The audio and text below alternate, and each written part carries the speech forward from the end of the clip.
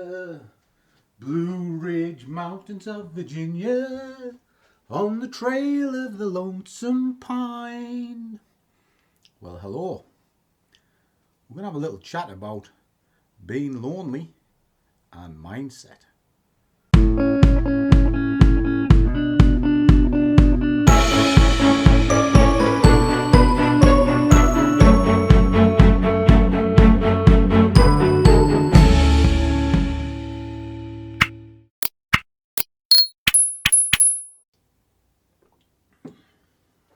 A warm welcome to one and all. And for those of you who have not seen me before, my name is Langers and I am the coffee-driven scruffy trader. What I'm trying to do with the channel is kind of put trading in the real world and maybe show you a trick or two along the way. So if that sounds good, click that little subscribe button, smash the like, and we shall have a little chat. Now, what are we chatting about this week? Well, normally on a Saturday, for the last sort of couple of months, I've been giving you an update of a 5%ers account because I wanted to show you the entire journey of an evaluation. Well, I completed that challenge.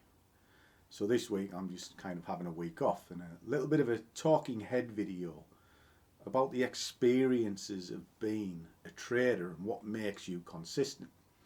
Because at the end of that challenge, I was giving a rather large pot to trade, which I'll be starting on Monday, and there's a profit split. So all I'll be doing is I'll be doing my normal trading as you see and just copy it over onto the 5%ers, and I essentially get a pay rise for doing the same job. Now remember the word job, because that's going to be coming quite important shortly. So what's all this got to do with a slice of bread? Well, as you know, I talk to a lot of guys, whether it's Discord, Telegram, whatever. And I listen to what they have to say. And in amongst it all, I ended up doing an interview for the 5%ers at the end of this challenge. And one of the questions was, what was the turning point in your trading career? And then couple that with some of the conversations I've had this week, it's developed into this video. Because I know exactly what the turning point in my trading career was. Absolutely, almost to the day. And it was an event that happened that made me shake myself and stop taking a punt, I guess is the word. Because one of the conversations I've had this morning, lovely chat, dissects the market, one thing and another, but is not consistent. And the parting word was, I'm not consistent because this is a hobby for me. And that's the key difference between me and somebody else. For me, it's my job. To you, it may be a hobby. Now, again, conversation this morning, had a bad week, inconsistent, just wasn't with the market, but that's because they were distracted. And again, it comes back to, is it a hobby or is it a job? Now, if you look at it this way, what I have like sort of two hobbies, I suppose. I do like to play golf, and I'd like to think I'm reasonably good at it. But am I professional and could it be a job? Of course it can't be. Nowhere near those leagues. But Tiger Woods, it's his job. Does it every day, 8 hours a day. And he's constantly training for what essentially you see on the telly for maybe 90 minutes. Now, when I'm trading, you see me for 10-15 minutes in the odd YouTube video, but there's a lot of planning and preparation goes into the trade you're about to see. I never trade on a whim. I don't just switch the screen and go, yes, that's it, that's the one. I plan it out, and I only take A1 trades. Now I do say you can trade any chart, any day, any time, and you can. The key thing that draws them together is patience. And what is patience for? It's part of your job. It's a tool in the bag. Now, going through all of this, and I know it can be a bit sort of convoluted the way that I talk, because I never script anything, because my other hobby, as I said, I had two, is YouTube, what we're doing right now. I am no filmmaker, but I enjoy the process. I enjoy the interaction of it. And for me to make a video, when I do a trade, I get that video up the same day. So not only have I got to edit it, I've got to download it, render it, get it uploaded back, and I normally do it pretty quick. And I just enjoy it, I love it. But if I was a filmmaker, that would maybe take a week, because there'd be loads of preparation, the editing would be perfect and everything. But it's not my job, it's a hobby. So I just all go and I bash it out. And I genuinely think people trade like that. I think they switch it on, they get a buzz from a win, and they're constantly chasing that little buzz. It's not relevant to them, shall we say. If you get a little bit of money back, fantastic. But they just enjoy pressing the buttons, seeing the flashing lights, and basically talking a good talk with little to no substance within it, because it's a hobby, you know. Because it's the same when I'm in the golf club, you know. You talk to some guys and listen to them about stroke and God knows what within the game. You'd think they're borderline PGA professionals. Then you find out that they are sort of playing off 28, which is like the low end, the beginning part of a golfing game. And they very rarely hit a par on a hole, you know. But they can talk a great game. It's like the football idiot syndrome. I don't follow football. I don't understand it. I don't like it. But I hear them all in the pub, and they all go, I should be doing this, should be doing that, and one thing another. And they're there with a big fat belly, bigger than mine, and that's saying something. Probably couldn't kick a ball in their life, but they know everything, and that's what I'm sort of driving at, you know. And even in business, I always get somebody that sort of tells me how I should run my business, how I should be trading one thing and another, and all that runs through my mind all the time is, well, I'll drive my Mercedes while you getting your clapped out banger. It's a bizarre situation, and these are some of the things you need to kind of think about in your trading. Is it a job or is it a hobby? Now, I alluded to saying I knew exactly when my turning point was, and I do. Well, we're waiting. It was 2017, and it was the beginning of 2017, January the 2nd. And why is that? Because over that Christmas period, running up into it, was the destruction of my company. I'd had a business for, well, it started a little over 2000.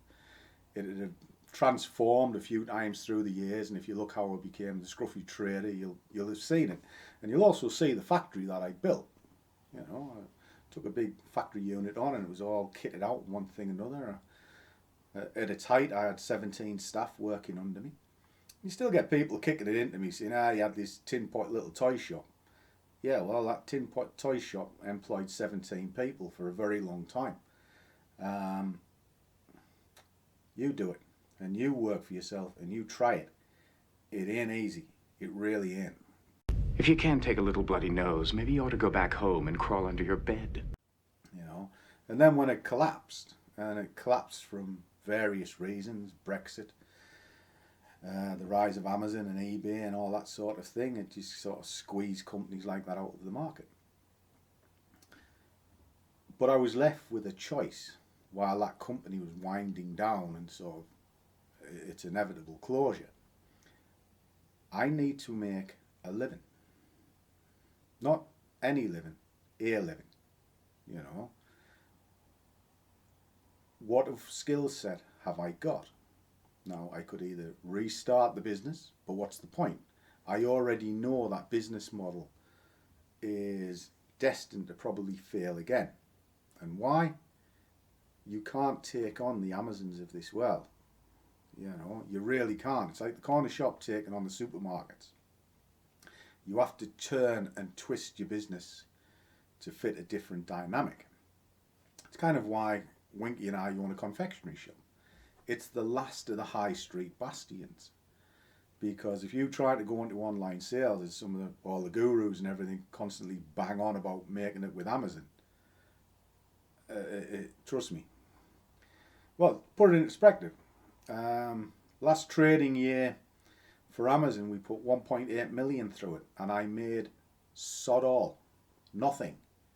Because by the time you paid your fees, your shipping fees, your tax, all the other things, there's very, very little left because the price is forced so far down. What you make is negligible, all right? But it's a good advertising vehicle because you can get your name to a lot of people, and then you can put flyers in the boxes, all of that sort of thing.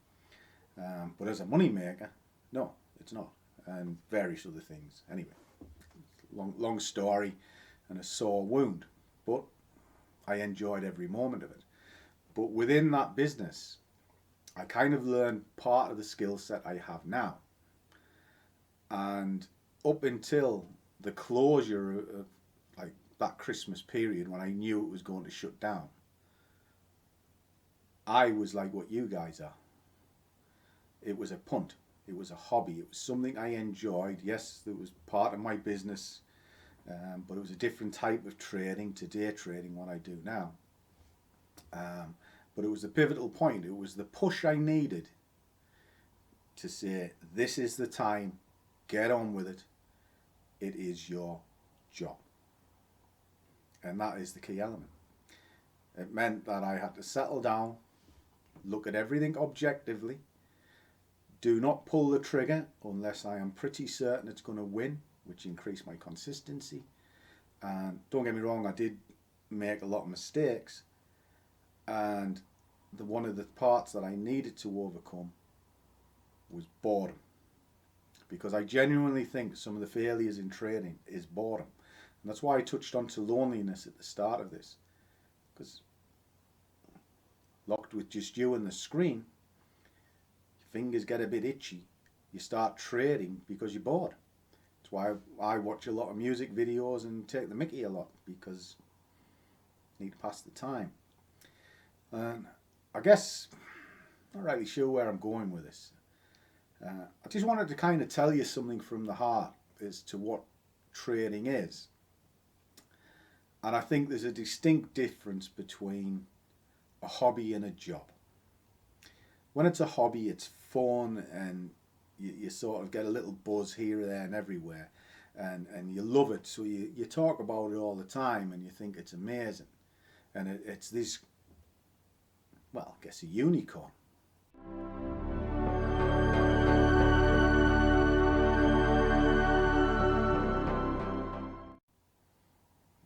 Because I would love to play the PGA Open. I talk about it and what it'd be like to do it, but am I going to get there? No. And why? Because I didn't dedicate it as a job. Trading, on the other hand, is the other side of that coin to me, because every day it is my job.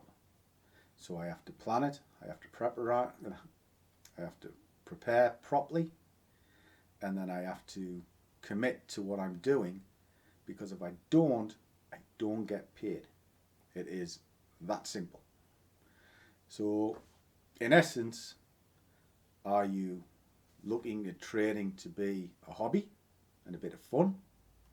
If that's the case, enjoy it and sort of just reap the rewards every once in a while. Or do you want it to be your job? And if you want it to be your job, you definitely need to change your mindset. You know, I don't dissect the markets the way a lot of people sort of do. They always talk about the economics, supply and demand, whatever, try to read into every news announcement. Whereas me as a trader, I couldn't care less. I'm aware of the news and I'm aware of economics, but when it comes to the charts, I'm a technical trader, which is based on technical analysis. They are probably only about 20% of what I look at and consider. And all I'm looking for within that is something that I think may spike the market. Because ultimately, everything you see is already priced to the charts. It has to be, because it's all about long-term economic growth. So it's already built in. You're just hearing it at the tail end as it gets announced in the news. It's my take on it anyway. I mean, I asked, what do I think trading is? And for me, it is the study of trends and turning points. And if you can understand that, what's the news got to do with it? Nothing. I guess it comes to the old saying, show me the chart and I'll tell you the news. It's a very old quote from somewhere. I can't remember who said it actually, but it's true. You can kind of start to read the charts without even picking up a newspaper. But that's just my take. I mean, everybody trades in a different way. And should you know what the news is? Of course you should. You should know what's being announced. Not for the content of the news. Take yesterday for argument's sake. Non-farm payroll. I couldn't care less what the result is. I really couldn't. I trade the chart. And if you watch the video I did yesterday, you'll see exactly how I traded it. It's the movement of price. And that comes because I study it. And I study it as a job. So I guess that's kind of where I'm going along with this. Is ask yourself a question. Are you trading to be a hobbyist? Or are you trading to be a job? I'd be interested in your comments below. For me, it is a job. And that's it.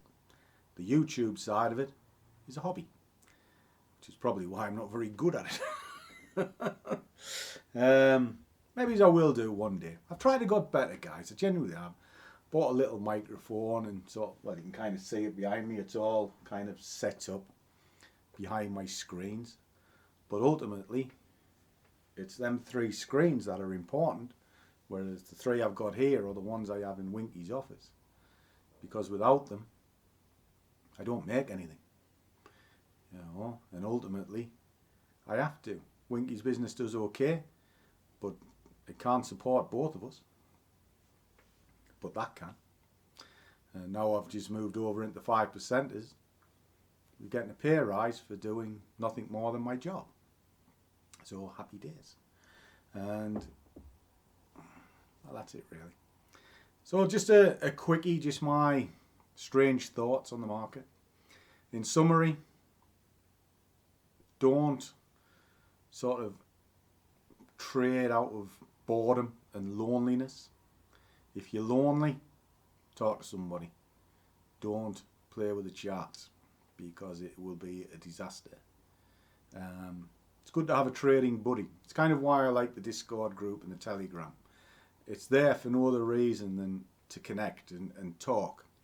And in the process, the guys, well, hopefully they pick up a tip or two along the way. But for me, it stops me tinkering. You know, that's why the music's there. So enjoy your coffee. I'll be interested in your thoughts. And as always, guys, do what you love and the money will follow. See you all on the next one.